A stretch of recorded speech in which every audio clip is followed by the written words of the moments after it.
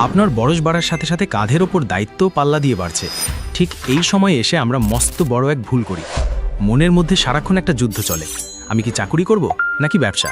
আবার আশেপাশে তাকালে দেখি সবাই দলে দলে বিদেশ যাচ্ছে, আমি কি তবে বিদেশ চলে যাব? এক মহামানকার চিপায় পড়েছেন আপনি। আজ আমরা পাই টু পাই হিসেব করে যুক্তি আর তর্কের খাতিরে বের করে আনব কোনটা আসলে আপনার জন্য। এই ভিডিওটি দেখার পর আপনি শুধু নিজেই এই গোলকধাঁধা থেকে বের হবেন না, বরং অন্য কেউ এই সমস্যায় পড়লে তাকেও বাতলে দিতে পারবেন সঠিক পথ। চলুন বাড়তি কথা না বাড়িয়ে সরাসরি আসল নাড়িভুড়ি বের করা শুরু করি। প্রথমেই আমাদের দেশের সবথেকে হট টপিক চাকুরি থুক্কু, সরকারি চাকুরি। আমাদের সমাজে চাকুরি মানেই মনে করা হয় সোনার ডিম পাড়া হাঁস। আপনি যদি কোনো সরকারি অফিসের পিয়নও হন, বিয়ের বাজারে আপনার দাম কোনো মাল্টিন্যাশনাল কোম্পানির ম্যানেজারের চেয়েও বেশি। কেন জানেন?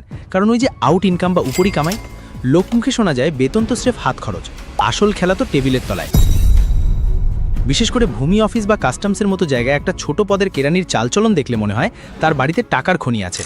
মাসিক 20,000 টাকা বেতন পেয়ে 25 লাখ টাকার গাড়ি হাঁকানো লোকগুলো আমাদের চোখে আঙুল দিয়ে দেখিয়ে দেয় দুর্নীতি এখানে এক ওপেন সিক্রেট। কিন্তু ভাই, এই উপরি খাওয়ার সুখটা কি খুব বেশি দিন টিকবে?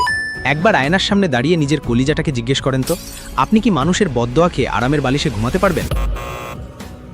তার উপর ভয়ের কথা হলো, টেকনোলজির এই যুগে চোর পুলিশ খেলাটা এখন অনেক কঠিন হয়ে যাচ্ছে।